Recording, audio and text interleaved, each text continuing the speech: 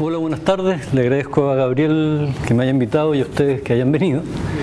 Cuando Gabriel me contactó me pidió la relación de cultura y economía, que es lo que relativamente trabajo yo. Yo soy antropólogo, sé que aquí hay antropólogos también, me dijo Gabriel, por lo tanto quizás pueda hacer una cantinela repetida para ellos.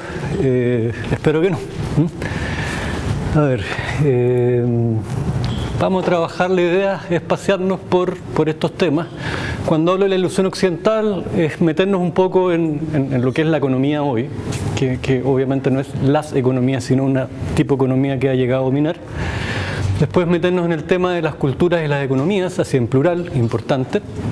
Y como ejemplo de esas otras culturas que tienen otras economías, vamos a ver la antigüedad, que es bien importante para todo lo que viene en realidad. Y puse entre paréntesis la Edad Media porque la vamos a dejar ahí si alcanzamos o no. Pareciera que no. Y después una cosa que es lo que yo más trabajo y que para mí es súper relevante para entender Occidente hoy en día, que es, le puse camino a la modernidad, que es la reforma protestante y la ilustración, puntualmente la británica.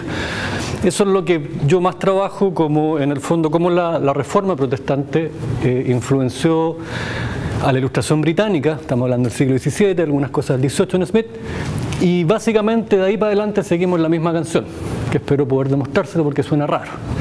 Después hablar de en lo que estamos hoy, la modernidad neoliberal, y para terminar cerrar el tema de que es una respuesta bastante obvia, no es posible la cultura sin economía. El sustento, ninguna sociedad se sostiene sin un sustento material, pero ciertamente la economía sin cultura no existe, de hecho. Un poco conversar eso y cerrar. Traje hartas citas, en realidad no traje esquemas, no me gusta trabajar mucho así, y de repente voy a hablar sobre las citas para que las lean como referencia, en otras me voy a quedar más pegado. Empecemos entonces por la ilusión occidental. ¿Por qué hablo de ilusión occidental? Porque hay varias ilusiones a mi modo de ver. Por una parte este cuento de la teoría pura, que dentro incluso de la propia economía tiene su tema y hay harto que discutir. Pero de una u otra manera se ha impuesto una escuela donde de una u otra manera se desenchufan de la realidad. Ustedes tienen la primera cita de Sergio de Castro, que es como el papi de los Chicago Boys, el gran, comillas, ministro de la dictadura y decano de la Católica, donde esta cita está sacada de un libro de Fontaine se llama El presidente Pinochet y los economistas. Y el tipo es una cita de las clases de Castro a sus alumnos de la Católica. Y les decía que cuando la teoría, obviamente económica, y la práctica, obviamente los grupos humanos, están en desacuerdo, quiere decir que la práctica está mal. Eso es como súper clásico de la escuela ortodoxa.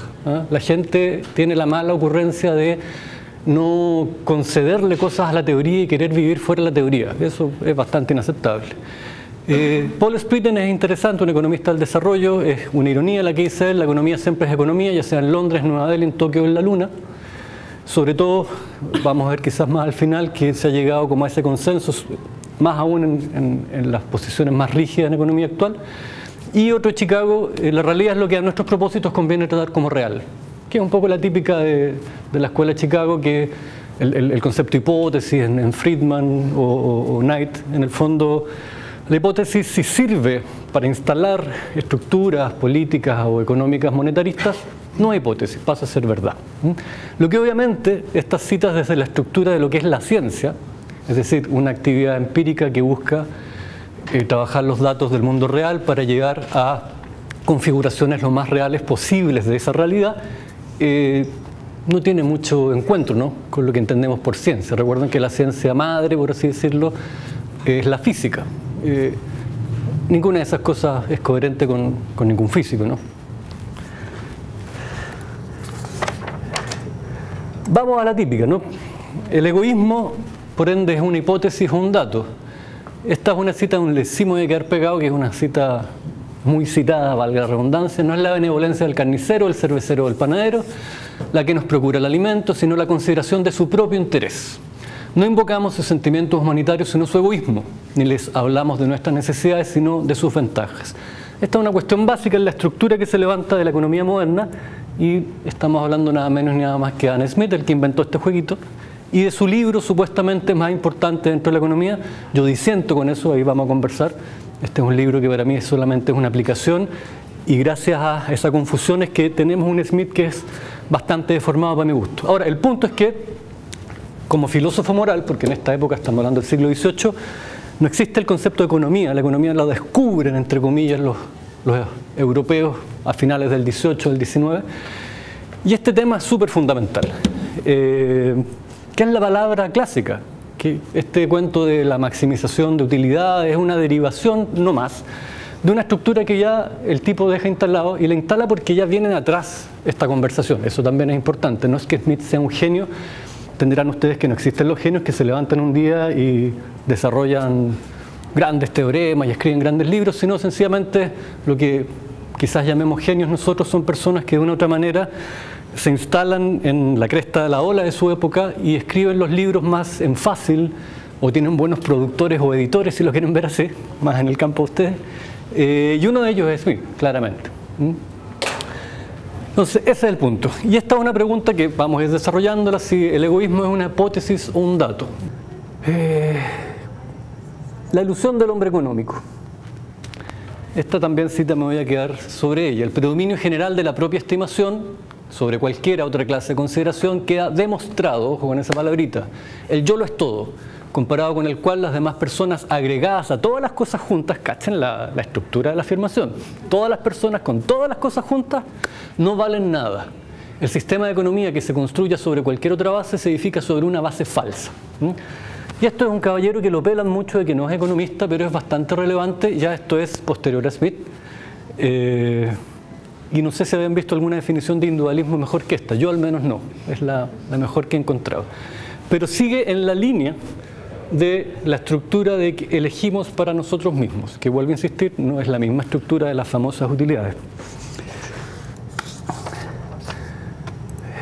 Esto, que podría ser una cosa del siglo XVII, unos viejos que usaban peluca y medios complicados, digamos, que andaban en otras cosas, tiene su referente hoy en día. Los hogares y las empresas interactúan en los mercados como si fueran guiadas por una mano invisible que los condujera a obtener unos resultados de mercado deseables. Esto es el famoso señor Mankiw, que es el manual de moda hoy en día en Chile para enseñar economía. Yo siempre he dicho, hay alguna editorial que cada ciertos años hace un gran negocio porque los manuales van cambiando. Ahora está de moda Mankiw. No sé si leyeron que unos alumnos del Harvard le mandaron una carta, se retiraron de sus clases porque estaban choreados del mundo de la fantasía de la economía. Esas noticias llegan poco a Chile. Y es una persona bastante inteligente, pero en su libro, y aquí le agradezco a Sergio que me mandó esa cita, él hace una relación entre la altura y la productividad. O sea, en Harvard y todo, pero manuales para todo el mundo, pero terminamos haciendo ese tipo de relaciones, comillas, económicas. Entonces, lo que quiero decir con Mankiw, que es un manual súper aceptado, al menos en el ambiente económico, es que todas estas ideas medias extrañas del egoísmo, del individualismo radical, las seguimos manejando acá, incluso con el rollo de la mano invisible, que vamos a conversar más adelante qué es. Ahora, un punto importante, esta relación entre los supuestos y la realidad.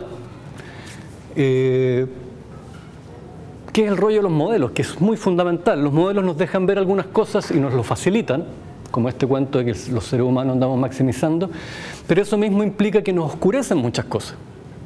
Es como, no sé, pues las leyes del electromagnetismo sirven solo para los fenómenos electromagnéticos, si lo quieren ver así, y nos dejan afuera una serie de otras cosas.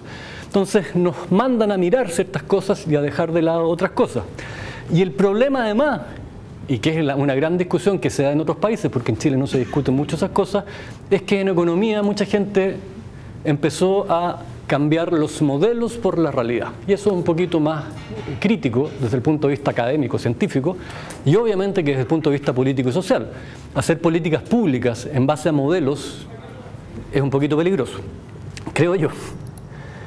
Este señor, estamos citando a pura gente del área, todavía no he citado a ningún crítico.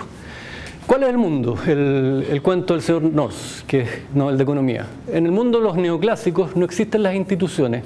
Las instituciones, recuerden ustedes, son patrones culturales altamente normados. El típico ejemplo de institución, el que salva todas las exposiciones, es la institución del matrimonio. Súper fácil de entender. Bueno, o si existieran estas instituciones, no desempeñan ningún papel independiente y me atrevería a ser importante. ¿Por qué? Porque el postulado de la racionalidad, ¿cuál es la racionalidad económica? Que yo siempre elijo maximizar mis beneficios y minimizar mis costos. Somos seres humanos que andamos con una calculadora calculando no solo plata, sino también utilidades. O sea, yo puedo maximizar el amor, el altruismo, y también el dinero. Todas esas instituciones resultan superfluas. En ese mundo de esa racionalidad de cálculo, no hacen falta, de hecho, las instituciones. Las ideas, ideologías, mitos, dogmas no importan. Todo lo que importa y todo lo que construye la sociedad es que son sencillamente mercados eficientes. Eso es lo que caracteriza una sociedad. En política... Ahora, entenderán ustedes que cuando hablamos de ideologías, mitos, dogmas, estamos refiriéndonos a lo que nos convoca hoy en día, que es la cultura, ¿no? Es decir, no importa la cultura del pueblo determinado donde apliquemos nuestras políticas, porque lo único que importa es que todos calculamos racionalmente. Eso para los antropólogos que hay acá me comprenderán ya cuando uno a la tercera semana o al mes de estar en antropología en primer año, esto como que te hace cerrar un poco los dientes. Como, puede ser divertido, pero ojo que North está discutiendo con gente del ámbito, entonces finalmente no es divertido.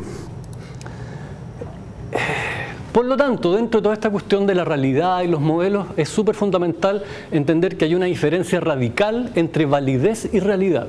Los modelos pueden ser válidos en mi oficina, en mi computador, le meto ecuaciones, etcétera, etcétera, harta econometría, pero eso no implica que sean reales. Y más importante aún, yo puedo predecir sobre una base falsa. Y mi predicción puede parecer correcta.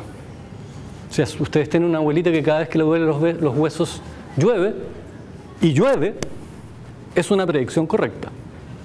O las cábalas futbolísticas. Cuando los tipos se meten a la cancha y se pegan un saltito, y ganaron, por lo tanto lo siguen haciendo. O sea, sí, pegar un saltito, una predicción absolutamente falsa, una base falsa, digo, implica una predicción correcta.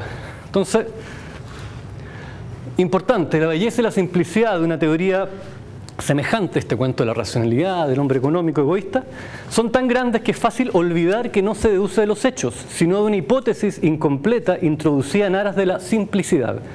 La conclusión de que los individuos que actúan independientemente para su propio provecho, producirán el mayor grado de riqueza depende de una variedad de supuestos irreales. Esta es como la primera cita así como más pesada, digamos, con la economía, pero fíjense quién la dice, uno de los más grandes economistas de la historia occidental, que es Keynes. Por mucho que ahora ya no se lo lea, o recuerden que el neoliberalismo se dice a sí mismo anti-keynesiano, entonces este señor ahora es un zoquete, pero más allá de eso era un gran matemático y era un gran economista. O sea, uno puede tener diferencias con él, pero su capacidad intelectual es indudable. Y Keynes tenía muy claro de que la que hoy día es la hipótesis fundamental de la economía moderna es una hipótesis falsa, irreal. Entonces, para meternos un poco a por qué hay que escarbar en la economía. Un poco era esta introducción de la ilusión. No sé si ahora se entiende por qué hablábamos de la ilusión. Occidental, eso es bien importante. Recuerden que todo este invento, todos los que nombramos son occidentales. Aquí no hay africanos, ni chinos, ni aymaras, porque el juego que se llama economía es un juego europeo. Es del hombre blanco, como me gusta decir ahí a mí. Vamos ahora a las culturas y las economías. ¿La economía es una ciencia sociocultural? Nos podemos preguntar. Quizás a la hora de conversar podemos trabajar el rollo de la ciencia, que a mí me interesa harto. A mí me gusta hablar de disciplinas socioculturales, no de ciencias, pero es un tema que podemos conversar.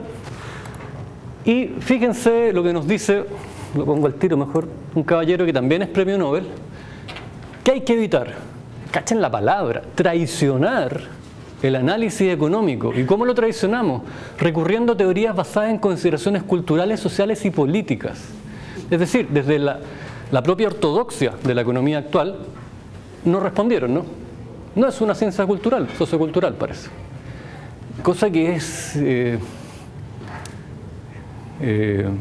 curiosa, a lo menos, por usar un eufemismo, que sea más bien académico. Por lo tanto, en esos términos, si esto no es sociocultural, no varía históricamente, en términos de género o etario, parecería que podemos acudir al hecho que plantean los economistas ortodoxos, que estas reacciones de cálculo son en realidad universales. Por lo tanto, la historia, la cultura, el género, insisto, Las edades dan lo mismo, porque el ser humano puede ser reducido a un dato, a una relación causa-efecto.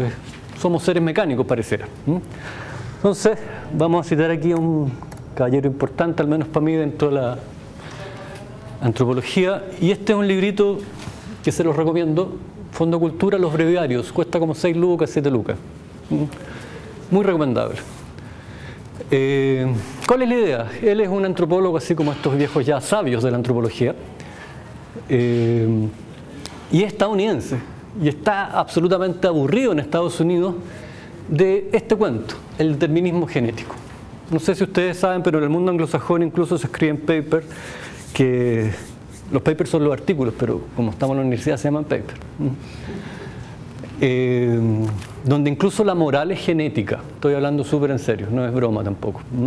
Entonces, porque hay un camino que nos lleva a eso, y eso es lo importante. O sea, uno no llega en la cultura, recuerden ustedes, siempre uno va construyendo sobre lo que hay.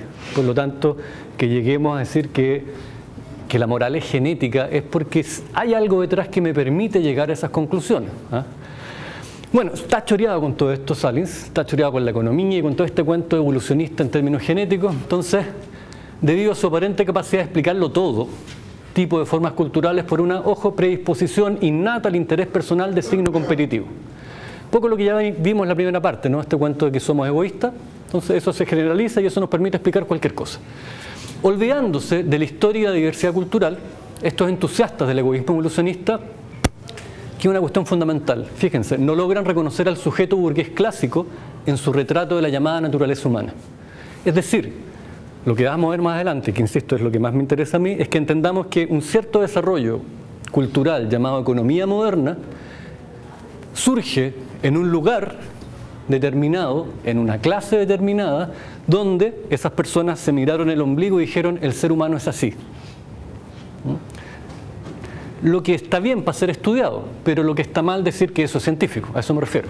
O sea, podemos discutirlo, podemos decir que eso está bien en cierto sentido, sí, pero en términos más estrictos de investigación, decir que una época, una clase social que se mira a sí mismo y que encuentra ciertas características en sí, proyecta eso a la humanidad, entenderán ustedes que eso es, a lo menos, seguimos con los eufemismos revisables. Entonces, estos sujetos burgueses dijeron, no, pues nosotros somos la especie.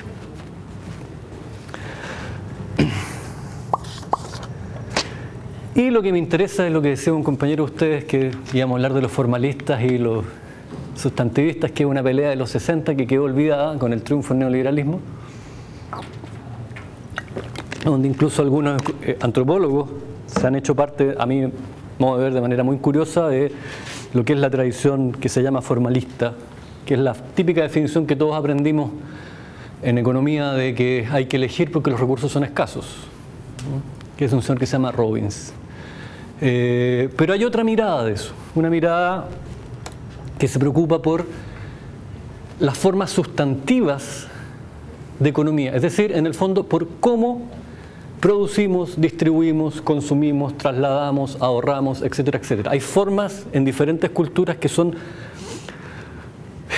reales, concretas, y no este versito de calcula porque hay necesidades que son infinitas y las opciones son finitas. Que si ustedes se dan cuenta, lo trabajan un poco, uno lo puede aplicar a cualquier cosa. No sé si cachan eso. O sea, los que estamos con lentes podríamos hacer así, ¿no? Pero elegimos los lentes porque las opciones eran finitas y mi necesidad de ver. ¿Y es económico? ¿O por qué se lavan los dientes con un cepillo y no con el dedo o con una esponja? En el fondo, el tema del formalismo es que ese versito de Robbins es universal, efectivamente, y se puede aplicar a cualquier cuestión que no sea económica. Por lo tanto, en términos académicos, es una mala definición. Esa es la crítica que hacen esta gente, que son los sustantivistas, y muy por el contrario dicen que la producción y distribución de bienes materiales está, ojo, incrustada. Eso es súper importante, lo voy a explicar más adelante. En las relaciones sociales de tipo, fíjense, no económico, o sea, la economía está incrustada, piensen en un ladrillo, así, en un de estos de barro, ¿cómo se llaman? Los... ¿Princesa? No. ¿Adobe? Adobe. No, princesa es Adobe, princesa, ¿no? Hasta los nombres. No sé, pero princesa. Claro. Ojo, de tal forma que no existía un sistema económico institucionalmente separado. O sea, en ninguna cultura, antes de la cultura occidental moderna, existía algo que fuera solo economía. A eso se refiere. Es súper importante. Ni una red de instituciones económicas. Por lo tanto, ni el trabajo, ni la disponibilidad de objetos, ni su distribución se llevaban a cabo por motivos económicos. O sea, la economía no funcionaba por motivos económicos. Suena súper extraño, lo voy a explicar. Ni por el deseo de ganancia, ni por el temor a pasar hambre individual. Esas dos cuestiones es lo que se llama el hombre económico, que más adelante vamos a ver. Pero lo que pasa es que entenderán ustedes que en la estructura económica moderna hay gente que tiene miedo a perder su pega y a pasar hambre, y hay otra gente que su rollo es acumular más, ¿no es cierto? Esto también es muy recomendable, es del famoso Karl Polanyi. ¿Cuál es la idea? Pensemos en, y ya que estamos en gestión cultural, en las fiestas religiosas. Si yo soy parte de un baile chino, pongo plata en el disfraz, tengo que ensayar, me mando a cambiar una semana al carnaval, pero si ustedes se dan cuenta, estamos explicando lo incrustado. La fiesta religiosa, ¿cuál es su objetivo? Religioso, ¿no? Mostrar la devoción. Una devoción. Y cuando mostramos la devoción, es decir, cuando realizamos una actividad religiosa, fíjense, surgen, ¿qué cosas? Necesidades económicas, ¿no? Ese es el tema de la incrustación. Durante toda la historia de la humanidad, y estamos hablando de a lo menos 190.000 años, recuerden esa cifra, es importante, la economía, el procurarse cosas, consumirlas, ahorrar, etcétera, etcétera, funcionó de esta manera. La economía surgía de otras actividades. Si lo quieren pensar en sus cumpleaños, en los matrimonios, son actividades sociales, y sociales no solo porque se hagan entre más de una persona, eso es evidente, sino porque efectivamente buscan otros objetivos, y cuando buscan otros objetivos surge la economía. Nunca, vuelvo a insistir, nunca la economía ha existido de manera separada como lo pretende este modelo, ni en el imperio chino, ni mesopotámico, ni entre los aztecas, ni entre los romanos, ni entre los griegos, ni entre los amazónicos, etcétera, etcétera, etcétera, nunca. En ese sentido es bien interesante entender que, me gusta hablar a mí, que Occidente es desviación estándar del Homo sapiens. O sea, llevamos 4 siglos de desviación estándar. Sobre esto, ¿se entiende lo de incrustada? Eso me interesa para poder seguir. Ya. Ahora, este señor tiene un libro con otra gente que es súper interesante, lamentablemente es bien difícil de buscar, pero quizás pueda aquí nuestro profesor dedicarse. Comercio, por supuesto se me olvida.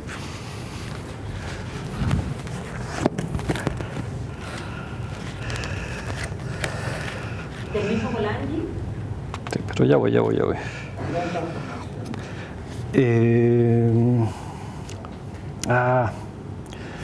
Bueno, comercio, y se me olvidó la otra parte, en los imperios antiguos. Es súper bueno. Además que es un proyecto muy bonito de universidades gringas donde escribieron economistas, arqueólogos, antropólogos, sociólogos. Entonces captaron y trabajaron súper bien el fenómeno económico, y es súper entretenido porque dan muchísimos ejemplos, obviamente, historiadores, antropólogos metidos con sociólogos, de sistemas que no responden a la estructura ni a las motivaciones de la economía moderna, que, como vimos en la primera parte, nos han venido diciendo la escuela ortodoxa, que funciona en todos lados. Entonces eso es bien importante entender, por ejemplo, que hubo comercios sin precios, aunque suene raro, precios sin mercados, etcétera. Esa triada, precios, dinero, comercio, que los economistas ven, si hay dinero, por lo tanto hay comercio, por lo tanto hay mercados. Esa es una triada que no ha existido siempre de a 3 también. Los datos empíricos lo dicen, no es que se me ocurra a mí en la micro. Por lo tanto, la pregunta súper obvia es, si hay otras culturas, ¿hay otras economías? La respuesta es súper evidente. Volvemos a Polanyi, que es una cita que me gusta mucho también. Fíjense, si nosotros reducimos todo el género económico, específicamente a los fenómenos de mercado, borramos la inmensa mayoría de la historia de la humanidad. Estamos hablando de 3, 4 siglos solamente en Europa. Por lo tanto, si queremos mirar la economía de las culturas y de otras épocas, arrasamos con eso, además que de no entenderlo. Y por otro lado, ampliar el concepto mercado a todos los fenómenos económicos es atribuir artificialmente a todo el mundo una estructura y motivaciones de mercado, que es el rollo del egoísmo, el ajuste automático y otras cositas que vamos a hablar más adelante. Eso es súper importante entenderlo para poder trabajar el tema de la economía. Porque si bien es cierto, y me gustaría quizás lo conversemos más adelante, de hecho saqué unas diapos sobre esto, hay ciertas herramientas de la economía que son súper relevantes para describir, y hay un aparataje instrumental súper bueno para eso, pero que son muy malos para explicar. Y en la universidad lo que requerimos, obviamente, son buenas explicaciones, no buenas descripciones, porque si no volvemos a confundir realidad con modelo, validez con verdad y todo ese tipo de cosas. Ahora, recuerden que yo principalmente me estoy refiriendo como eje a la economía ortodoxa, o sea, a los neoclásicos, los neoliberales. En esta misma facultad existían, hasta antes de la dictadura, diversas escuelas. Podíamos encontrar marxistas, neomarxistas, institucionalistas, estructuralistas o cepalianos. Y hoy día, aunque busquen debajo las alfombras, están todos cuadraditos ahí en se baila reggaetón, se baila reggaetón. El profesor Figueroa, que es un profesor de acá que está haciendo unos trabajos bien interesantes sobre carga impositiva, etcétera, él mismo lo dice en un artículo, o sea, es que decir otras cosas iba a ser tachado de comunista y me iba a quedar sin pega. Lo dice un profesor de esta facultad, no lo digo yo. Ahora, lo otro que tienen las facultades de economía en Chile es que trabajan solo economistas. Si ustedes van incluso a facultades gringas súper ortodoxas, hay sociólogos, antropólogos, psicólogos, o sea, igual la mirada es mucho más amplia. Entonces, todos los mismos de la misma fiesta nos vamos achicando cada vez más. Estoy hablando en términos académicos, también podemos hablar en términos políticos y sociales, y de hecho me interesa mucho eso, pero por ahora estamos en términos académicos. Una vez que entendemos entonces que dependiendo de las culturas hay economías, vamos a poner unos ejemplos en virtud del tiempo. No eché a andar mi cronómetro, no sé cuánto llevo, Gabriel. Wow. Ya, entonces pura antigüedad. La Edad Media. La Edad Media. Es que ahí se puede conversar, porque había tomado a Santo Tomás, y Santo Tomás es Aristóteles en cristiano. Es como cuando uno niño copiaba las tareas y cambiaba los sinónimos, qué sé yo. Eso ya, estoy diciendo una... claro, no me estoy metiendo al bolsillo Santo Tomás, estoy tratando de explicar algo, ¿ya? Ya, súper importante la ética en la Grecia clásica. Aristóteles, hay que entender varias cosas. Es un autor de la clase alta que escribe desde la clase alta y para la clase alta. Eso hay que tenerlo, como siempre ha existido en muchas partes. Pero no por ello deja de ser el tipo un buen representante de la estructura cultural de la Grecia clásica, y eso es súper relevante. Y en la Grecia clásica, una de las cosas fundamentales, y quizá ustedes lo saben mejor que yo, por ejemplo, es la ética, la política y obviamente la estética.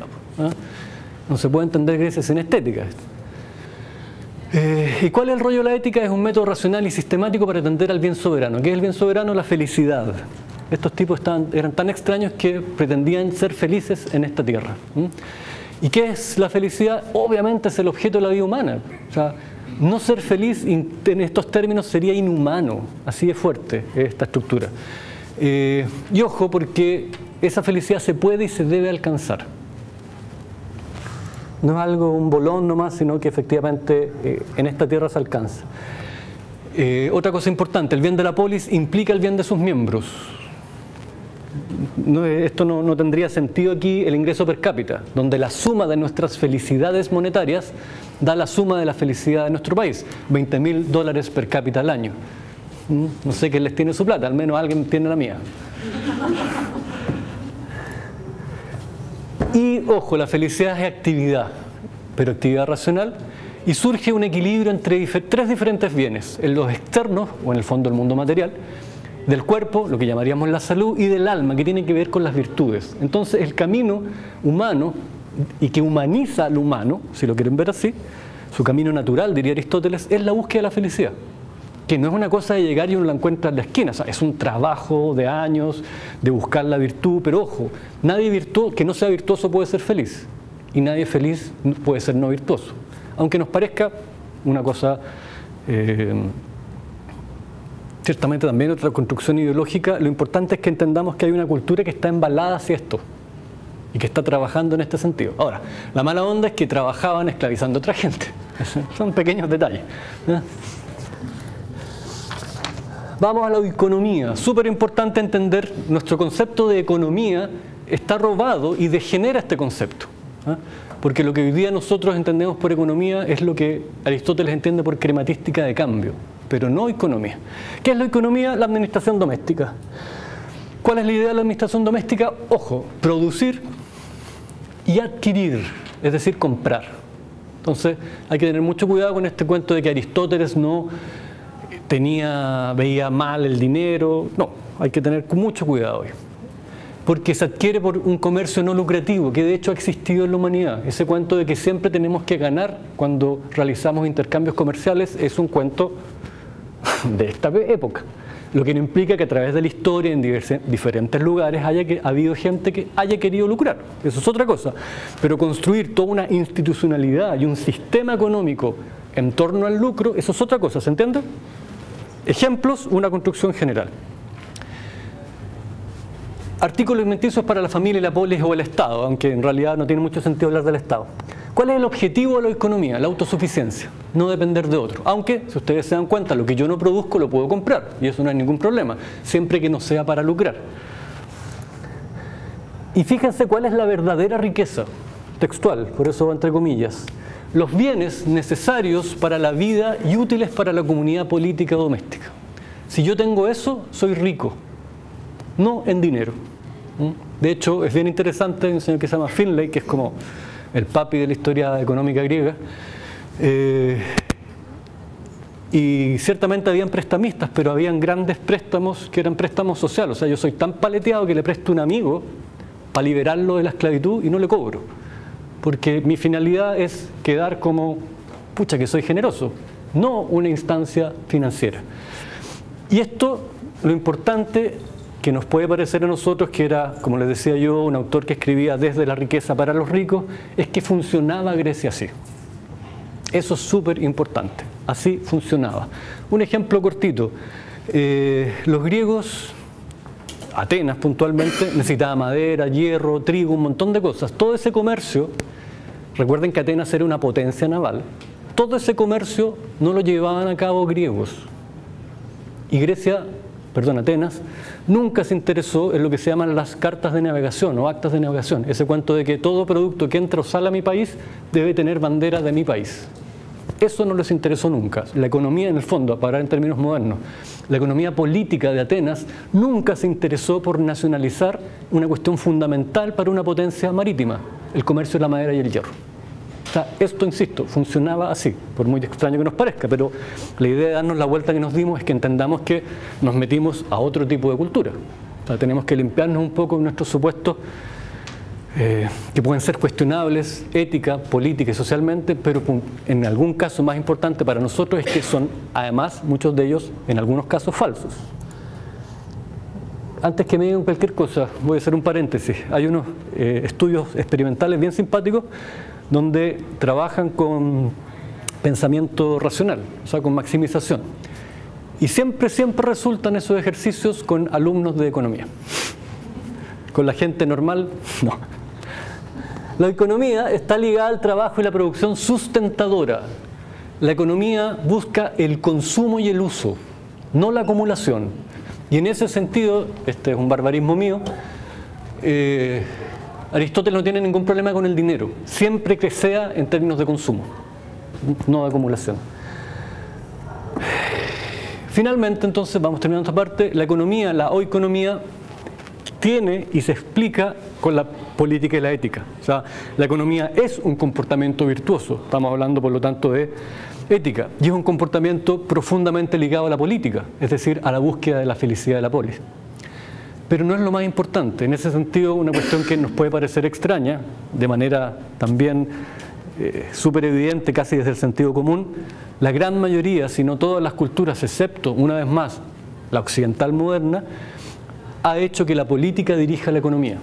Somos la única cultura que tiene el dudoso privilegio de haber puesto a la economía al mando de la sociedad y a la política como su guardiana. También quizás lo podamos conversar más adelante.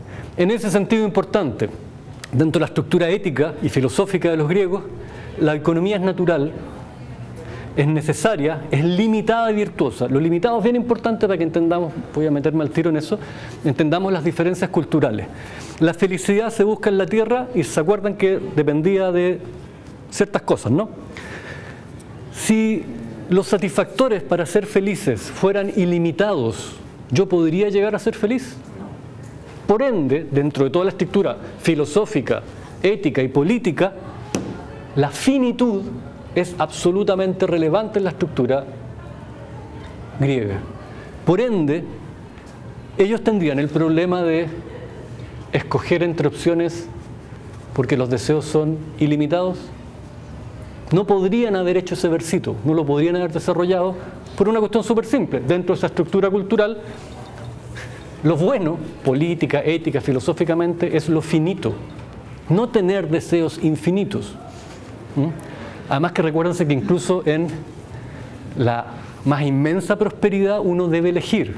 También ahí hay otra cojera de la definición de Robbins. Si no, pregúntenle a algún sultán con su harem. Si no elige entre 2.000 o 3.000 mujeres. Me voy a ir rápido con esto, que es la otra parte, la crematística de cambio. Son dos cosas puntuales: el comercio lucrativo, el menudeo, y el préstamo con interés. Estos son los malos de la película, y el préstamo con interés ya es lo peor de lo peor. Ambos, comercio lucrativo y préstamo, buscan la abundancia de dinero, producir riqueza y bienes económicos, dice Aristóteles. Y en los dos, quienes trafican buscan aumentar hasta el infinito su dinero y sitúan todo lo demás en función del lucro. No sé si esto les parece conocido, me imagino que sí.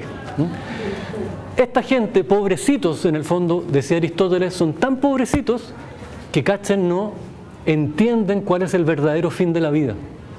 No entienden el sentido de la vida, degeneran, se deshumanizan y buscan la acumulación infinita. Es decir, pobres gallos están encerrados en una condición que no les va a permitir ser felices, por lo tanto no les va a permitir desarrollar la condición humana o la humanidad de los humanos. O sea, pobres gallos.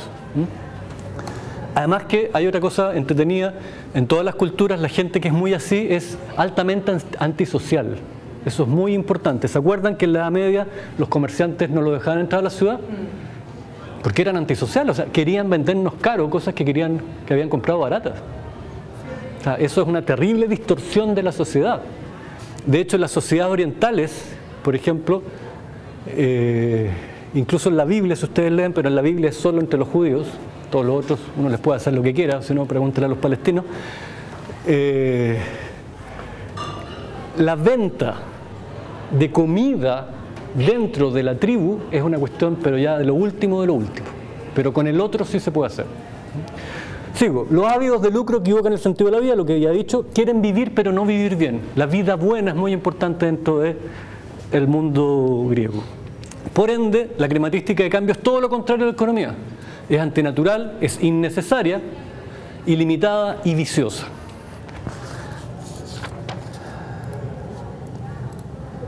Y aquí un poco lo que yo les hablaba. Esta gente que busca lucrar, su afán es vivir bien, pero no tener una vida buena. Y ahora, y como ese deseo no tiene límite, dice él, desean consiguientemente sin límite las cosas que estimulan la vida. Buscan lo conducente a los placeres del cuerpo y como estos parecen depender de la propiedad, toda su energía la aplican a hacer dinero. O sea, ¿cachan la distorsión mental que tienen estos tipos? No entienden nada. Si lo quieren ver así, en términos aristotélicos, es gente que no entiende nada de la vida. Pero además pueden producir un serio daño a la comunidad. Eso es importante. El acaparamiento, la acumulación, por ejemplo, son conductas antisociales. El goce de estos hombres se cifra en el exceso, buscan el arte que puede producir este exceso placentero, sirviéndose de cada una de sus facultades de modo antinatural. Es decir, lucrar en estos términos de acumulación no consumible, que no busca la felicidad, insisto, cachan lo profundo de la reflexión del tipo, nos hace inhumanos, impide el cumplimiento de nuestra humanidad natural, el desenvolvimiento de lo que somos en tantos seres humanos. O sea, realmente, aunque parezca chistoso, pobre gente. O sea, ubican ese, me imagino, ese dicho que había una persona tan, pero tan pobre que solo tenía cosas. Es bonito. Me voy a saltar entonces a Tomás de Aquino, pero voy a poner solo esta cita. El comercio, fíjense, se ejerce en vista de la utilidad, esto es Tomás, utilidad pública. Miren qué bonito, igual que la farmacia. Si la finalidad es que no falten en el país las cosas necesarias a la existencia, volvemos con el rollo de lo necesario. El lucro, o sea, ganar por llevar esas cosas necesarias, fíjense, en lugar de ser considerado como una finalidad, es solo exigido como la remuneración del trabajo. Hay que tener mucho cuidado, lo mismo que en Aristóteles, dentro de la mitología y la ignorancia, hay muchos mitos acerca del dinero y las actividades financieras en la Edad Media. Salvo la usura pura y dura, hay un montón de actividades financieras que están permitidas. No hay ningún rollo con el dinero, siempre que sea un medio y no una finalidad. Es decir, ¿se puede hacer comercio? Y fíjense que hace rato Aristóteles, Santo Tomás y vamos a ver que también Adam Smith nos hablan de bienes necesarios o convenientes. No cualquier cosa es objetivo de negocio.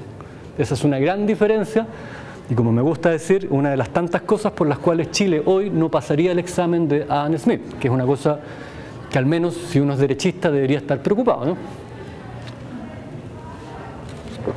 Pero en Chile hay muchos derechistas pero poco liberales y eso es un problema. Vamos a la parte donde seguramente me voy a demorar más y no voy a alcanzar a ver lo otro, pero que es lo que más me interesa a mí, lo que más trabajo, que es este cuento de cómo se construye nuestra época, que tiene que ver con la Reforma y la Ilustración. Voy a tratar de ir rápido. Aunque es como súper piola y nadie lo cacha, uno cuando habla de Reforma siempre es Lutero, ¿no es cierto? Pero Lutero fuera de Alemania, Suecia y Osorno, bien, gracias. Pero Calvino es súper relevante, que era un francés que se fue a Ginebra. Ustedes saben que a Suiza nadie ni siquiera se molesta en invadirla, así que, entonces ahí estaba tranquilito, y el punto es que el calvinismo tuvo una gran influencia en el mundo anglosajón, que no, me imagino no tengo que explicar qué es el mundo que nos domina hoy en día.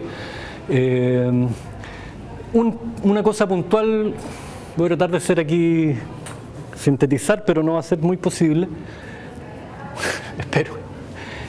Es la definición de Dios. Es un Dios que se le ocurren cosas en la eternidad y Él mismo las realiza por una cosa que se llama la providencia. La providencia, lo siento, no hay otra definición, es el medio por el cual Dios ejecuta sus designios. Es casi de libro eso, ¿eh? ¿Por qué va a ser importante? Porque esto tiene que ver con la mano invisible, por eso me quedo acá, ¿sabe? Ajuste automático, si le suena, equilibrio, orden espontáneo, por aquí va. Y otra cosa súper importante de la Biblia, que a los ingleses, a Calvino, como que lo deja nombrando, pero a los ingleses esta cita y este rollo de crear las condiciones para que la humanidad, entre comillas, florezca, aunque sabemos que si hablamos de ingleses estamos hablando de ellos, y si hablamos de ellos estamos hablando de las clases altas. O sea, recuerden que humanidad para los europeos es muy poca gente, gente blanquita, rubia, con plata. Y es muy citado. Lo citan los científicos, lo citan los políticos, lo cita el mismo Adam Smith. Entonces, el punto es que toda una cultura, de una u otra manera, empezó a trabajar este rollo del materialismo basado en la Biblia. Para allá voy.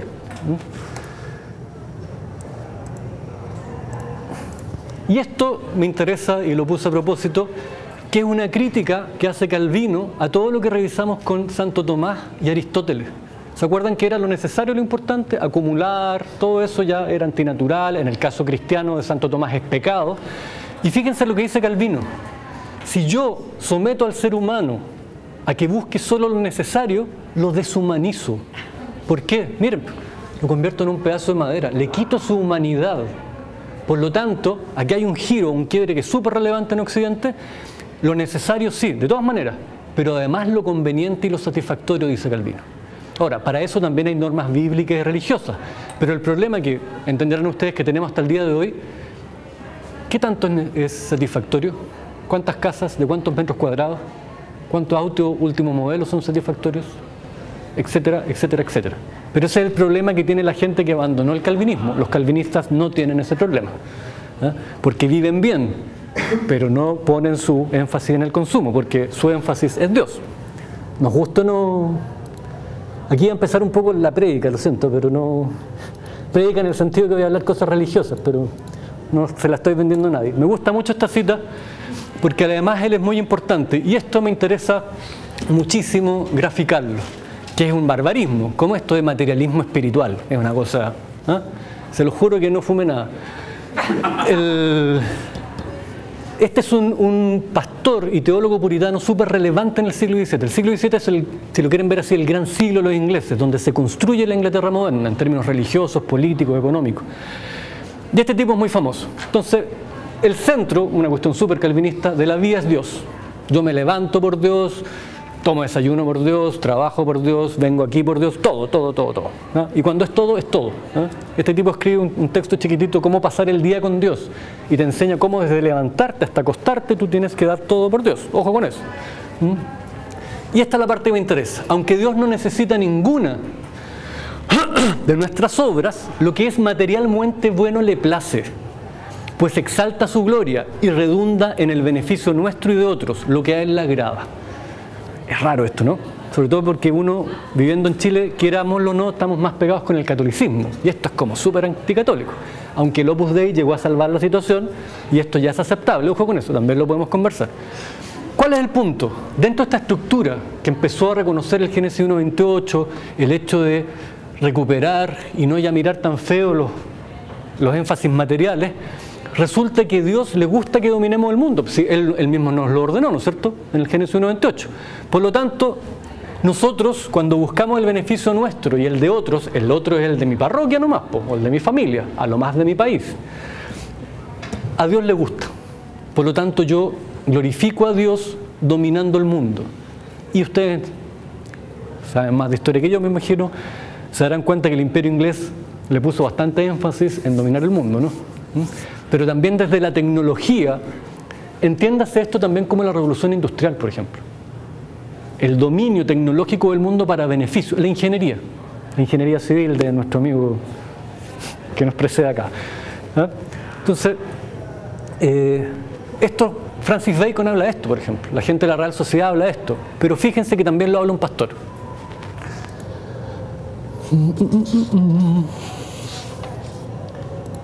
Pasemos a la Ilustración británica, siglo XVII, John Locke. Quiero decir algunas cosas. John Locke pasa súper piola, nadie lo conoce a lo más. John Locke, una serie de televisión que había unos tipos perdidos. Él es un gran filósofo en teoría del conocimiento y político. ¿Ah?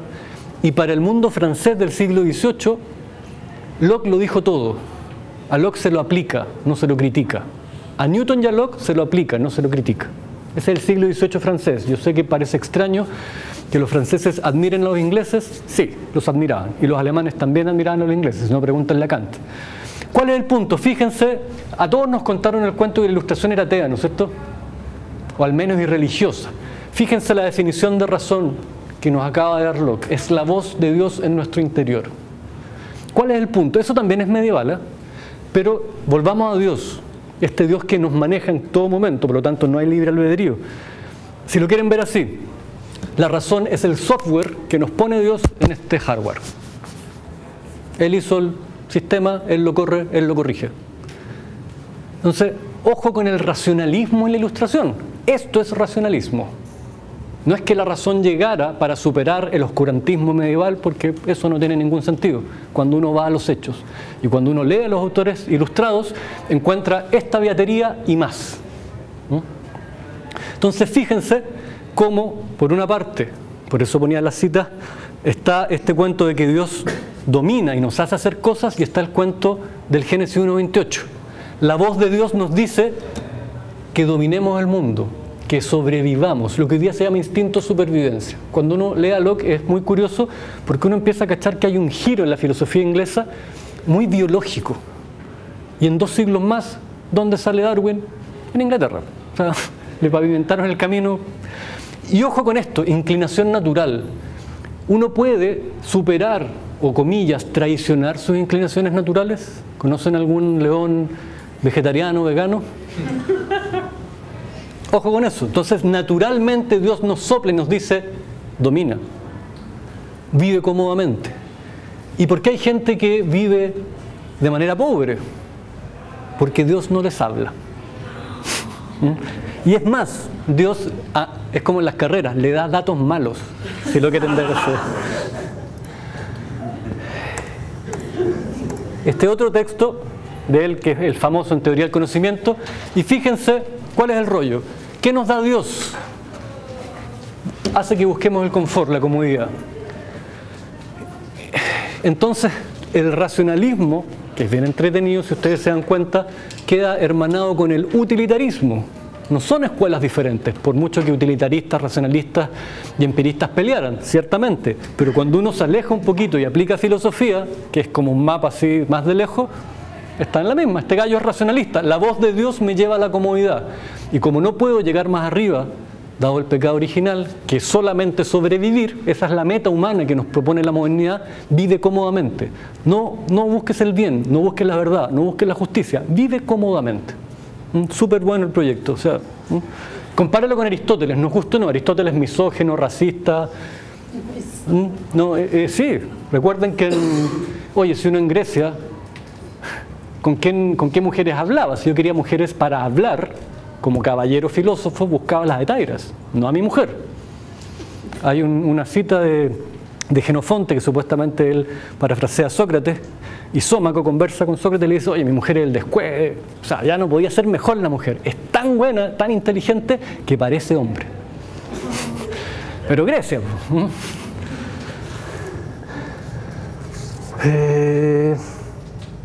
Pregunta, me interesa mucho, ¿se entiende esta síntesis de la racionalidad con la búsqueda de confort? Ya, se entiende al tiro entonces lo que decíamos. Locke, tal como Aristóteles, escribe desde la clase alta para la clase alta. Los pobres no viven cómodamente. ¿Por qué? Porque son irracionales, moralmente inferiores. Por eso la religión que postula Locke para los pobres son mandatos, súper claritos. No tienen que hacer teología porque se enredan. Y no les da, además que están trabajando todo el día, comen mal, son tontos, son brutos. Entonces, ubiquémonos con los rotos. Hay que tratarlos como tal. Entonces, dijo irracional y lo otro estaba buenísimo, que era irracionales y... Voy a ver el video, no se me en CNN. Me desconcentré. No se preocupe, profesor, por favor. No, me desconcentré en lo que seguía. Importante. Si Dios, la voz de Dios me dice que busque el bienestar y yo no lo busco, ¿cachan que además los pobres son pecadores? ¿Que desobedecen a Dios?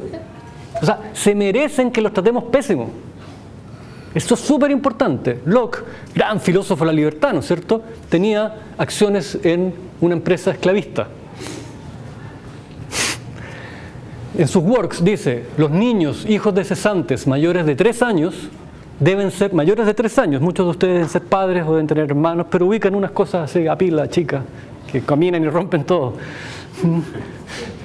Deben ser obligados a trabajar por el Estado. Mayores de 3 años. Ese es el gran Locke, el gran teórico político en libertad. Los que fueran pobres y que tuvieran hijos de 3 años. O sea, si tú eres cesante y tienes un hijo mayor de 3 años, según él, debieran ser obligados a trabajar. Recuerden que en Inglaterra está el rollo de las casas de pobres, que es donde llevaban a los pobres y finalmente los obligaban a trabajar. Acuérdense que hasta avanzado el siglo XIX, si yo no llevo una carta de mi patrón que dice que él me dejó ir del trabajo y me pilla la policía, yo soy pobre, me pilla en el campo, me llevan preso. Acuérdense de eso. Hasta avanzado el siglo XIX, los sindicatos están prohibidos por la ley penal en Inglaterra, no por la ley civil, por la ley penal. Entonces, entendamos qué es Inglaterra. Aunque los ingleses son los primeros que les encanta hablar bien de sí mismos, pero acuérdense cómo hicieron caja con el imperio y con la esclavitud. Y después, cuando eran antiesclavistas, entre comillas, y bombardeaban las cárceles y patrullaban el Atlántico para buscar buques esclavistas, estaban haciendo la guerra en China para poder traficar opio. Esos son los ingleses. Los perdonamos por el fútbol y el rock, pero esos son los ingleses. Pasemos ahora a nuestro papá, ¿no? Esto me interesa. Ese es su primer libro, que lo escribe en 1759 y que es el libro más lejos, el más importante para la época y para él. ¿Por qué? Porque aquí establece las bases sus definiciones de ser humano, de sociedad, etcétera, etcétera, que va a aplicar sencillamente la riqueza de las naciones. Es decir, es imposible entender la riqueza de las naciones sin entender o haber leído la teoría de los sentimientos morales. Vamos a leer a otro Smith. Y vamos a terminar diciendo tonterías como que Smith era un economista. Y lo digo porque él mismo hubiera dicho que era una tontería. Él hacía clase de filosofía moral, ojo con eso. Por lo tanto, también nos acordamos de Aristóteles. La economía es una cuestión ética, es una cuestión de meramente producir. Fíjense lo que está diciendo. Nosotros tenemos de nuevo un deseo, este es un rollo bien importante para los ingleses, toda la parte emocional, instintiva, al bienestar y la preservación de la sociedad, pero el autor de la naturaleza, también conocido como Dios, ¿no es cierto?, no ha confiado en nuestra razón. También ese es un rollo muy británico de que la razón está corrupta por el pecado. Por lo tanto, la idea de la salida es el instinto. Hay unas citas muy buenas de Berkeley, de Hume, que cuando yo salgo del instinto y pretendo razonar a través de la razón, me equivoco. Lo dicen. Traducción, ejemplo, siempre me salva, pero es muy bueno. Película gringa de policía. ¿La verdad del policía es racional o la corazonada? Todos hemos sido criados en el cine gringo. Acuérdense, lo echan, le quitan la pistola, lo deja a la señora, o sea, todo lo mal, pero él no, mi corazonada dice esto, y al final, ¿quién tenía razón? ¿Toda la estructura racional o la corazonada? Y la corazonada incluso le permite matar bien, mata al malo. Si ustedes tienen hijos, ojos, vean incluso en las películas de Walt Disney, los malos mueren. Eso es una cosa bastante demente de gringo. Son películas de niños. Los malos se enfrentan a la muerte, no a la justicia, o sea, a la justicia con mayúscula. Échenle un ojo a las películas gringas. Échenle un ojo. ¿Cómo van a morir los malos en una película para niños? ¿Han cachado eso? Mueren, no van a la cárcel. Véanlas. ¿Cuál es el punto entonces? Los instintos originales e inmediatos. ¿Por qué es súper importante eso? Si Dios, tal como el Locke nos dirigía a través de la razón, pero nos dirigía a través de una razón que es bien instintiva, porque podíamos dejar de buscar bienestar. No, fíjense entonces, habla de razón, pero es una estructura instintiva. Y Smith sincera las cosas y dice sentimientos morales. Ojo, sentimientos morales. Aristóteles se muere de nuevo si ve un libro que se llame Sentimientos Morales. Si alguien tiene estudio de filosofía, cachará que en Occidente hablar de que la moral es instintiva es una cosa súper demente. Lo que me agrada, dice Smith, es bueno. Lo que me desagrada, por ende, es malo. Estamos hablando de ese nivel rudo. Bueno, es una filosofía muy mediocre la inglesa, pero se impuso, y eso es lo importante. Entonces, fíjense, instinto original e inmediato. El mecanismo. ¿Por qué es tan importante el mecanismo? Porque me permite hacer leyes, ¿no? Y si hablamos de leyes en el estudio de la gente, podemos hacer ciencia con la gente, ¿o no? Ahí está la estructura. Por eso es importante el egoísmo y los sentimientos, porque frente a los mismos estímulos reaccionamos de la misma manera. Y en base a eso podemos llegar a decir que maximizamos utilidades y hacemos las curvitas y sacamos ecuaciones, ¿no es cierto? Podemos hacer ciencia, podemos hacer física con la gente. Entonces el rollo, si ustedes se dan cuenta, llevamos 3 siglos, 16, 17, 18. En 3 siglos, culturalmente llegamos a sostener un cuento. Porque a Smith no se le ocurrió. Ni es mala onda, ni nos quiere mentir. Esto se pensaba en su época. Entonces, ojo con... Es obvio, esto es súper obvio, la ciencia. Lo que pasa es que nosotros tenemos un cuento con la ciencia que es como...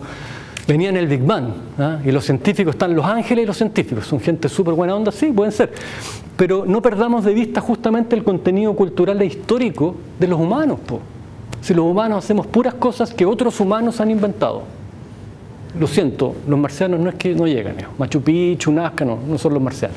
Que además, ojo, tras de eso han cachado el racismo que hay. Los indios es imposible que hicieran esas cosas, tienen que ser marcianos. ¡Uy, sí, qué terrible! Ojo con eso. Ya, échenle un ojo así. El ser humano no puede ir contra las cosas que Dios dispone. Y Dios dispone que vivamos cómodamente, es decir, Dios dispone la economía, para hacerlo en términos cortos. Por lo tanto, si Dios maneja la economía, ¿será bueno? ¿Quién es el mercado? ¿Y será bueno intervenir en el mercado? No estoy leyendo entre líneas a Smith, estoy adelantando lo que es la economía de Smith. Que ya cacharon que era, esta es la típica cita, se las resumo.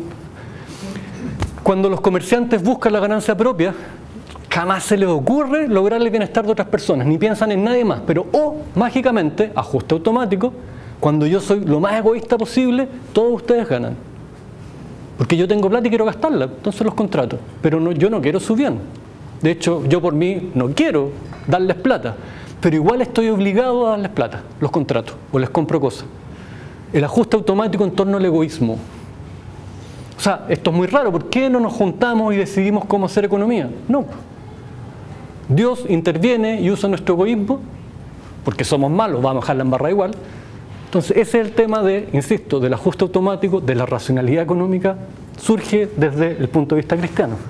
Por lo tanto, fíjense al final, el hecho que yo no tenía las más mínimas ganas de ayudarle a ustedes, al perseguir su propio interés, promueve el de la sociedad de una manera más efectiva que si esto entrara en sus designios.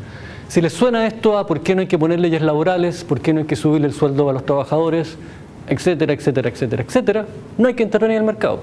Hay que dejar que nosotros actuemos desde los incentivos económicos, es decir, desde el egoísmo. Ahora, si esto les empieza a rayar éticamente, miren, el egoísmo no es malo. Es más, la sociedad debe ser organizada en torno al egoísmo. A mí eso me suena un poco raro. No sé si alguien criaría a sus hijos de esta manera. Yo no veo. Palabra final. ¿Es posible cultura sin economía? Esto me interesa mucho en términos de lo que es la legalidad. Y esa cierta vergüenza que tiene alguna gente del área sociocultural de las generalizaciones y de vestirse con ese ropaje ajeno que es el ropaje de la física, de buscar leyes, es decir, regularidades rígidas, que tiene una serie de, además de, más allá de lo empírico, hay una discusión ahí sobre la dignidad humana, sobre la libertad, hay un montón de cosas éticas y filosóficas detrás de eso que son súper interesantes. Bueno, dice Downey, que se los recomiendo, un historiador de la economía, bueno, y dice que, claro, están las leyes físicas, las jurídicas, pero hay otras leyes que no son jurídicas ni totalmente científicas, pero son del área científica. Tales leyes no enuncian relaciones invariables ni prescriben una conducta, sino que describen, y esto es lo importante, cómo tienden a comportarse en general ciertos grupos de hombres, y obviamente mujeres, dadas ciertas condiciones históricas y jurídicas, y cuando están influidos por ciertas convenciones e ideas. Por eso, por ejemplo, a mí no me gusta hablar de ciencias sociales, sino de disciplinas socioculturales. No tengo ningún interés en hacer física con la gente, sino que intentar establecer la estructura institucional que marca esas generalidades.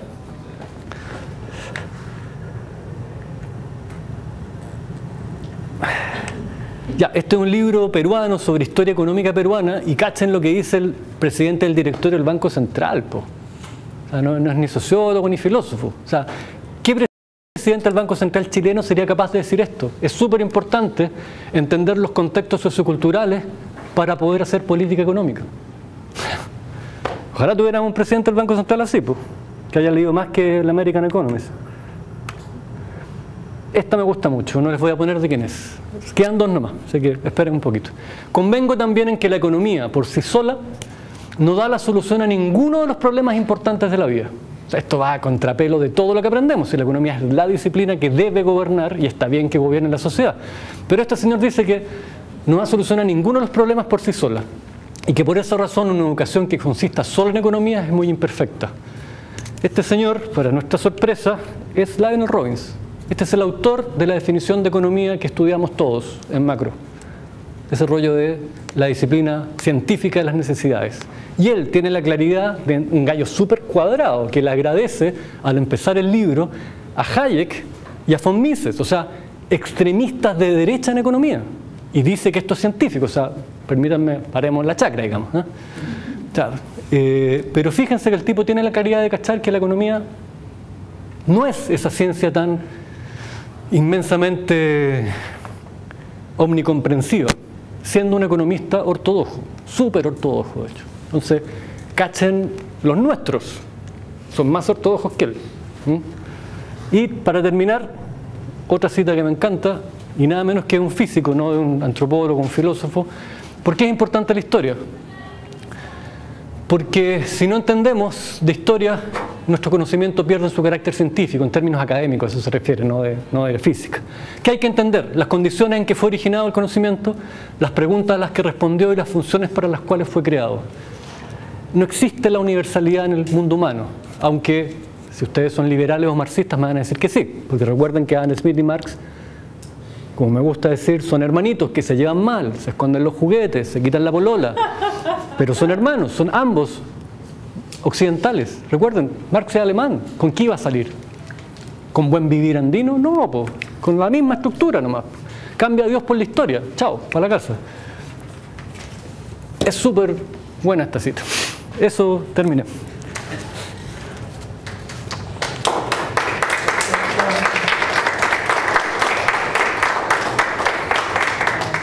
¿A qué edad esta? Les recuerdo que la idea es que todo el material después va a quedar registrado, así que van a poder acceder a él. Y ahora tenemos un espacio para conversar con ¿Cómo le da, don Gabriel? ¿Cómo le da una sola hora y una hora y media? de lo bueno poco. Lo que pasa es que aunque nos parezca raro, en la Edad Media en Grecia el dinero se consumía, no se guardaba. Porque todo está dirigido, por supuesto que no todo, sabemos que en la Edad Media hay mucha usura, hay muchísimos cuentos de usura, hay muchas disposiciones eclesiásticas acerca de la usura, pero así todo, la estructura general de la sociedad medieval sigue viviendo del consumo, ¿no? Eso es la buena economía. Y que es cristiano, finalmente. O sea, ¿con quién se juntaba Jesús? Lo que pasa es que viene después, en Calvino es bien extraño, a pesar de ser cristiano, ustedes lo leen y no aparece Jesús por ningún lado. Es como Yahvé nomás, y Yahvé ya sabemos que es un tipo que se las trae y está medio rayado, ¿no? Pero a lo que voy, eso es un término que acuña de esa manera Aristóteles. Sí. Ya, Sí. perfecto. Entonces, Él identifica esto como esta parte de gente inhumana. Yo creo que nosotros todos somos súper humanos. Ya vamos a estar tranquilos para la casa. No estamos del otro lado. Pero lo importante, vuelvo a insistir, es que estas cosas de Aristóteles o de Tomás no eran teóricas. Sus sociedades vivían de esa manera. O sea, los datos históricos y antropológicos dicen, vuelvo a insistir, nosotros somos desviación estándar. Y me gusta decirlo así. En 190.000 años, nuestra cultura, no sé si es tan nuestra, yo me considero mestizo y criollo, no me considero hombre blanco, digamos. Pero la cultura europea occidental es una cultura indudablemente en sus instituciones, en su filosofía, desviación estándar. Y además, un ejercicio que es bueno entender es, vean el mapa de Europa. Recuerden que los mapas nuestros, Europa está agrandada, que es la escala Mercator. O sea, si ustedes piensan, el Sacro Imperio Romano Germánico, el Gran Khan, un suburbio del Imperio del Gran Khan es el Sacro Imperio Romano Germánico. O sea, son unos bárbaros chicos que vivieron matándose hace cientos de años y que son muy retrasados, muy atrasados. Enrique Dussel, con esto disculpa, tiene hartos trabajos, si les interesa lo buscan, es un gallo bien potente, donde dice que Occidente recién se universaliza en el siglo XVIII. Siempre la llevaba a Oriente, China puntualmente. Entonces este mito del centralismo europeo es un mito europeo, o sea, no por nada Hegel habla de los pueblos sin historia. ¿Quiénes? Nosotros, po. O sea, como toda la charla, igual como que me calza con algo que leí hace poco de una académica india que, no sé, trabaja como en economía también, pero en la India. Y le preguntaban por cómo veía el mundo, hacia dónde iba el capitalismo. Y decía, capitalismo, o sea, yo vengo de un país, o sea, para mí, la mayoría del mundo ha vivido todo el tiempo sin capitalismo. La India es un país tan diverso en donde no hay capitalismo, o sea, hay muchos lugares en donde ni siquiera se considera el dinero como cambio. Entonces dice, no veo que haya un fin del mundo, no veo nada de lo que veo Occidente de capitalismo, porque yo pienso en un mundo no capitalista. Dos cosas. Hay que tener cuidado porque recuerden que capitalismo, en India hay capitalismo, es decir, hay sistemas económicos basados en algún tipo de capital. Pero capitalismo burgués, esto no, es otra cosa. 80% del mundo vive sin capitalismo. O sea, es un problema europeo. Piensen ustedes, porque también yo reflexionando de repente caché, a ver, casi toda África, los pobres de América, el campo chino, los musulmanes, ¿el mercado domina el mundo? Así que no estamos tan derrotados, al menos hablo desde donde estoy hablando, todo eso. Hay por ahí, si a alguien les interesa, échenle un ojo en Google, ustedes saben, lo sabe todo. Banca islámica como tema. Banca, finanzas islámicas. sea, una cosa tan como moderna como es prestar plata para producir, se puede hacer de otra manera. No, te quería comentar a propósito del comercio no lucrativo, que la otra vez conversando con una persona que estuvo en el altiplano, en la comunidad aymara, quiso ir a comprar unos productos que tenía una señora que estaba vendiendo, tenía un montón de productos, los mismos, ¿ya? En serio. Y era tan bonito este producto que le dijo, ¿sabes, señora? Le quiero comprar todo. Y le dijo, no me puedo vender todo. ¿Por qué no? No, porque después no va a tener nada más que tener todo el día. Y eso totalmente concuerda con la lógica aymara. Otros típicos ejemplos en Oriente es hay que ser muy roto para no regatear. O sea, el comercio es una actividad social. Yo me siento, ahí narguile, fumo unos cafés y ahí negocio, porque yo negocio con el amigo. Y eso también es súper simpático en Occidente. El negocio es una forma de que yo me entiendo con el enemigo, con el desconocido que además me quiere estafar. En la gran mayoría de los pueblos, ¿yo con quién negocio? Con el amigo. Con él intercambio esposas, con ellos, no sé, me dan arco y nosotros les damos hacha. La amistad, de ahí surge el intercambio. Recuerden que no todo intercambio es comercial, el comercio es un tipo de intercambio más. Nosotros estamos subsumidos por el lenguaje económico, incluso la teoría del valor, por ejemplo. Aristóteles no hubiera hablado de valores. Esa es una palabra nueva, una palabra inglesa. Toda la estructura de la teoría del valor, o sea, Aristóteles es el padre, si lo quieren ver así, de la moral moderna y no habla de valores, que es lo que todos aprendimos con, ya no, en el colegio. Quería preguntar, súper completa tu exposición, pero claro, si pudiera hacer mención a cosas que quedaron afuera, por ejemplo, el rol del poder, de la violencia o la represión, como conceptos que quieran llamar, en este giro que hay de un salto un poco de un modelo económico. Y lo segundo también, más centrado en el presente, si te parece, no sé, que un poco la hegemonía o la configuración de una cultura que es de mercado, una cultura capitalista, si ya hablando de cultura en el fondo, es como un poco el no va más, el game over, un poco es como que ya si se afianza este modelo culturalmente, ¿qué otra cosa quedaría un poco? Pensando también en que es un modelo global, etc. A ver, sobre lo primero, que es la parte buena, digamos, claro. Recuerden que todo esto surge de los procesos de emancipación burguesa.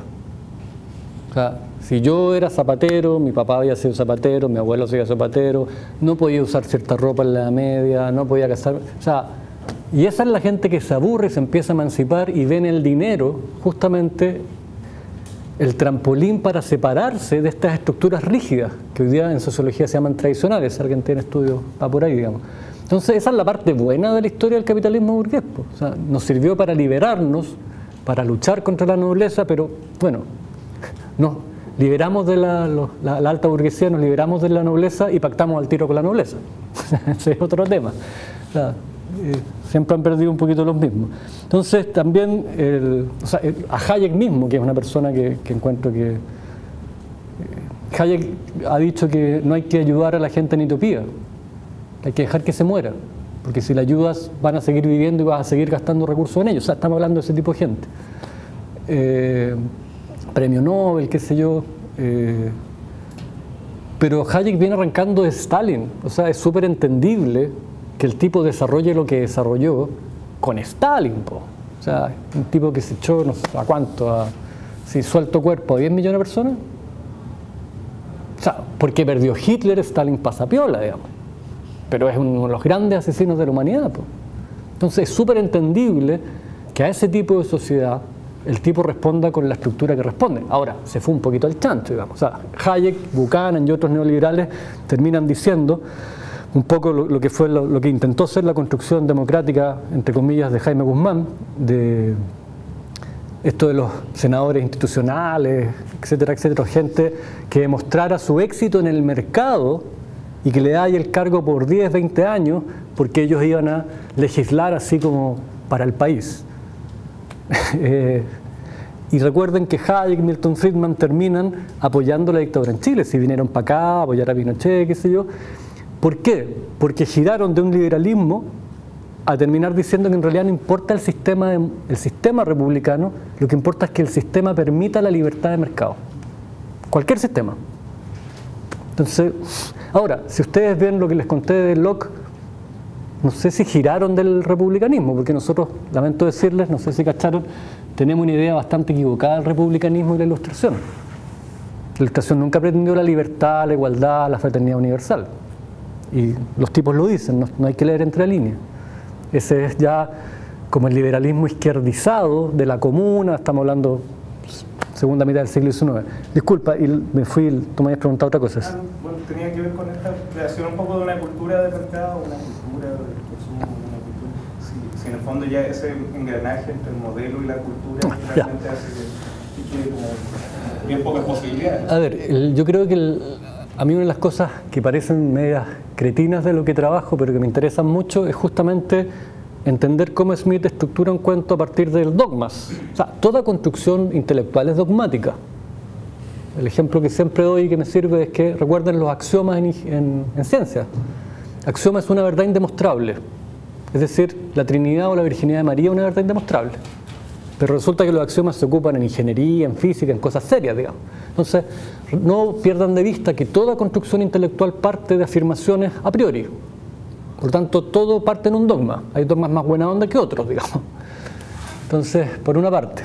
Pero a su vez, como se ha construido todo este castillo, con harta matemática y harto tecnicismo, de que la economía es una ciencia y hay un orden natural detrás de ella, y los economistas han sabido no solo ver lo que sucede en el mercado, sino son tan sabios que nos dicen lo que tiene que suceder en el mercado. Entonces, para mí no es una cuestión menor en términos políticos, derechamente, poder enseñar que esta es una construcción absolutamente ideológica.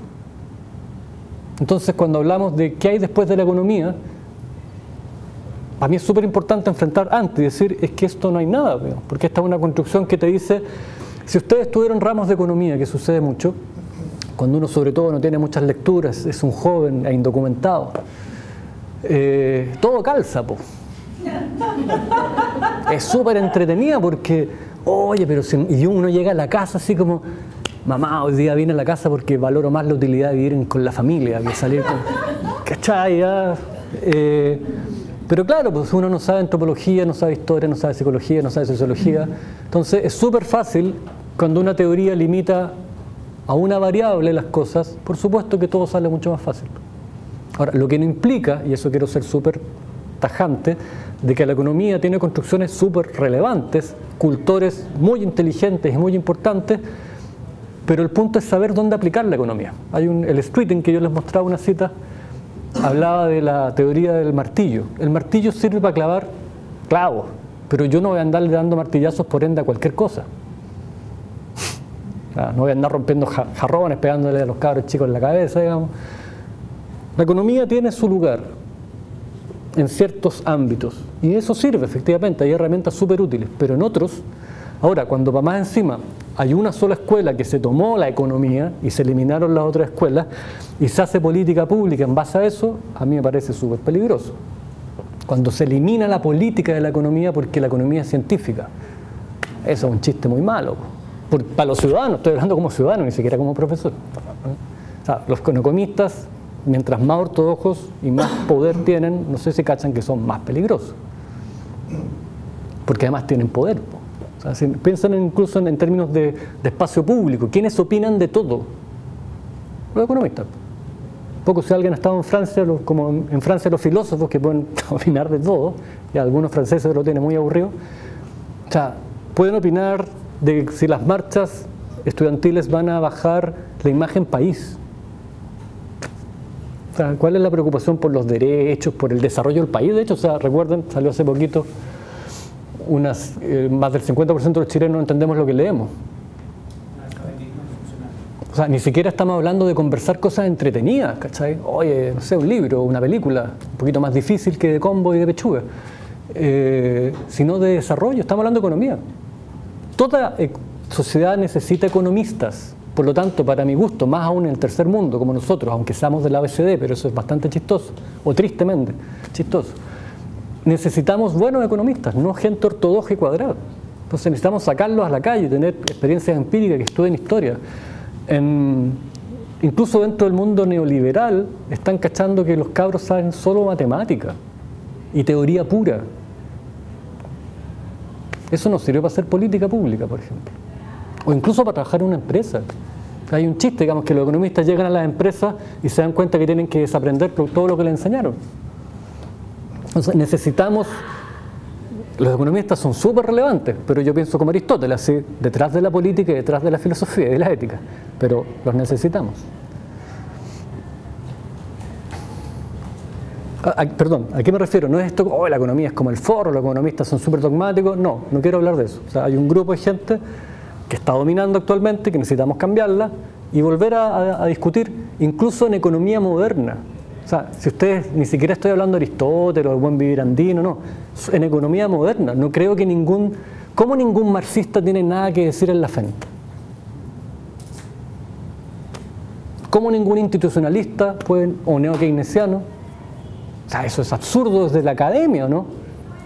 Piensen en una escuela, en cualquiera de sus ámbitos de trabajo, que una escuela haya contestado todas las preguntas de su disciplina. Eso es insostenible desde la lógica. Y si a eso le sumamos política y efectos sociales, peor, po. Entonces, hay que... O sea, me acuerdo un decano acá, el señor Luis Escobar, de aquí de la FEN, cuando no era FEN, y hablaba desde Latinoamérica, necesitamos un proyecto, necesitamos economistas que vean lo que es Latinoamérica. O sea, otro discurso, po. Ahora mis alumnos me dicen, no sé, pero no sé realmente con qué profesores, es lamentable, no creo que sean todos así. Profe, me gusta plan común ingeniería, me gusta economía, ya, métete a estudiar matemática.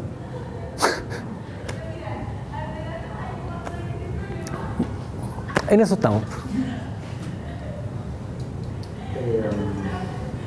Bueno, claramente vivimos en una sociedad donde la economía y la política se organizaron en torno a los recursos naturales, ¿no? Como la tierra, el oro, el petróleo.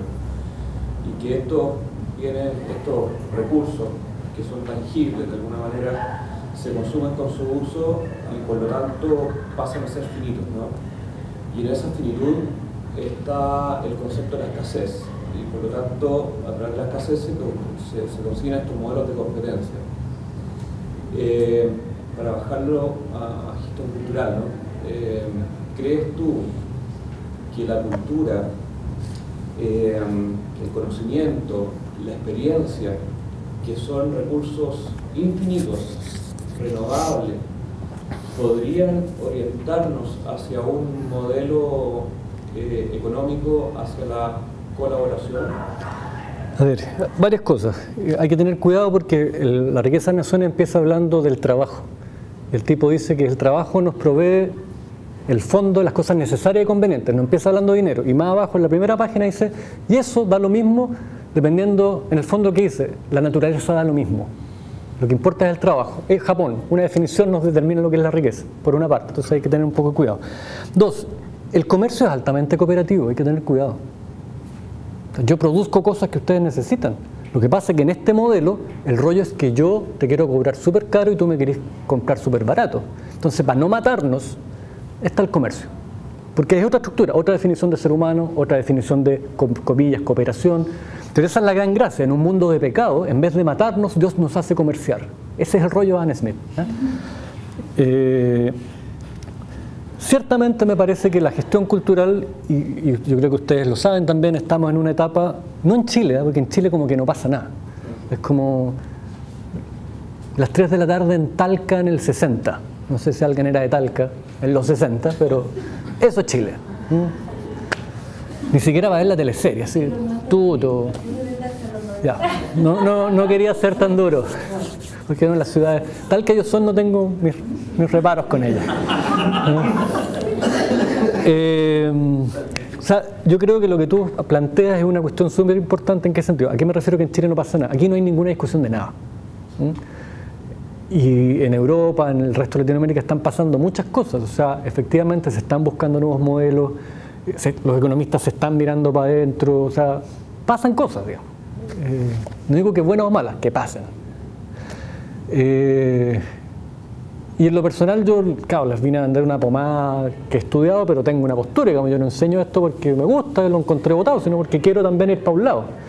yo no vengo a vender la pomada, yo no soy científico.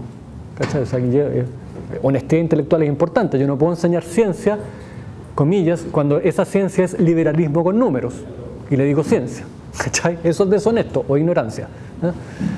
El punto entonces es que yo creo que en lo que tú planteas hay un modelo de trabajo teórico importante, que yo creo que ustedes son llamados a rescatarlo. Ahora, el punto, y eso también es importante, volvemos a Polanyi, este cuento de la economía incrustada, de las instituciones, que yo sea buenito en mi casa o por la vida no va a cambiar nada. Ojo con el cambio Stantí, Coelho y todos esos libros que sirven para los asados, o sea, no se los compren, ¿cachai? Es para prender el carbón. El cambio Stantí, ¿cachai? O sea, las instituciones... Sí, no sé qué era como un término japonés, estantico. No, prefería hablar en castellano y no en japonés esta clase. Entre tanta teoría, ¿quién dijo que...? Pongamos el ejemplo al revés. Anda con cheques y plata al Amazonas e intenta instaurar un sistema de competencia. Ni en bajamos, digamos, ¿cachai? Entonces es súper importante la sociedad.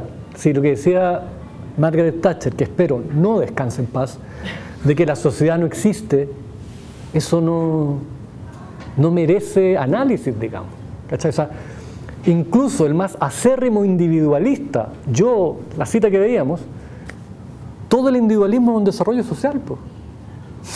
O sea, ideas que se van desarrollando socialmente, que se escriben, el lenguaje escrito y hablado es desarrollo, ¿cachai? O sea, es absurdo. Lo que no implica la emancipación del individuo, que puede ser un rollo interesante. Entonces yo creo que ahí hay un tema que yo no lo he trabajado, yo ando buscando esto, digamos, yo creo que tengo la crítica lista y estoy mirando para los Andes, pero no había pensado en esto, digamos, lo desconozco. Creo que es un tema súper importante, hay un ámbito relevante, pero entender, a ver, no vengo para dar consejos, puede salir un poco, ¿cómo se dice? Petulante, pero no es eso, digamos, pero me invitaron a este lado de la sala, así que me tienen que escuchar. Se supone que en algunas cosas sé, o al menos Gabriel lo cree. El punto es que es súper importante el rollo del entramado social, ¿cachai? Porque los trabajos individuales en una estructura social, claro, es el exótico, el loco, pero de cambio político y social. Entonces es bien interesante cómo ese modelo de cooperación en base a la infinitud de bienestares no materiales, ¿cachai? O sea, puras rupturas con la teoría dura, creo que es un punto súper interesante. Yo no lo había visto así y no me lo voy a robar, no te preocupes. Economía creativa. Vamos terminando porque ya por la hora no queremos cansar más.